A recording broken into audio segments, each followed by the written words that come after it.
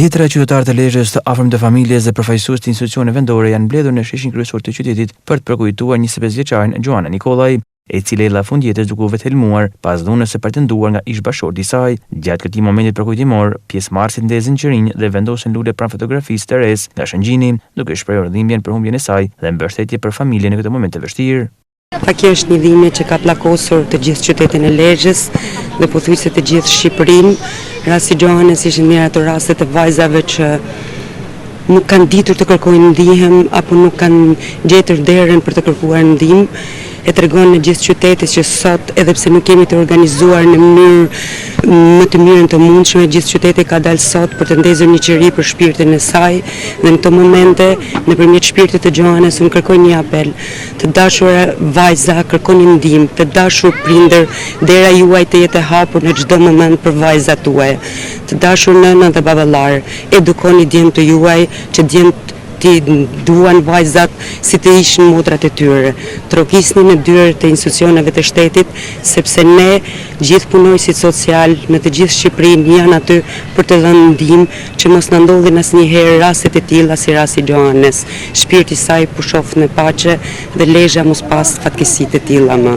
Unë quhem Vittoria Skana edhe baba i saj është djali i argjës tem. Mund na tregoni pak rreth ngjarjes? Në radhë parë nuk jam autorizuar me fol gjatë. Në radhë dytë, çka kam me thënë? Kjo është një nga viktimat që ndodhin shpeshherë këtu. Kjo na ka rasi bombë, ne jetojmë jashtë e kena ardhur me vrak për këtë ngjarje e na dukte pa besueshme. Kishte shprehë shqetësime? Sepse ajo vajzë jo, në mënyrë absolute. Ajo vajzë ka kanë, se edhe ne sa morëm telefonatën, ne kujtojmë se mos ka kalu në i depresion që kishte 3 muaj që ishte nda prej tij, më mund shumë gjëna, nuk ishin asnjë ato. Kjo na vjen keq. Nuk ka rrethana, si erdhi rrethana. Ajo ka jetuar me shoqe atje.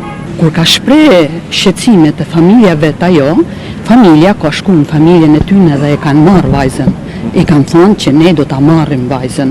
Për këtë arsye, edhe ato nuk kanë kundërshtuar. Pastaj kjo jetoi aty, pastaj mrapa do shikonte jetën e vet, shkoi në Tiranë, me jetu atje, donte një ditë mrapa do fillonte punë ajo. Do fillonte punë, domethënë po e shikonte me një këndvështrim tjetër jetën. Kam një mesazh me thënë vajzave grave që mos të heshtin, të flasin, mos të heshtin. Ormai kanë nishu ajo kohë. Tash janë të lira. Duhet ç'a them unë. Ne jemi shumë të rënditur për këtë gjë dhe nuk e di se si merren edhe këto fjalë tash më thon. Ju kishte tregu familjarëve ajo për problemet që ka pas ndarjes? Familja ka shkuar dhe e ka marrë atje edhe që është nda. Pastaj si kanë rridhur? Nuk di më se sa. Pastaj se si ka qenë puna.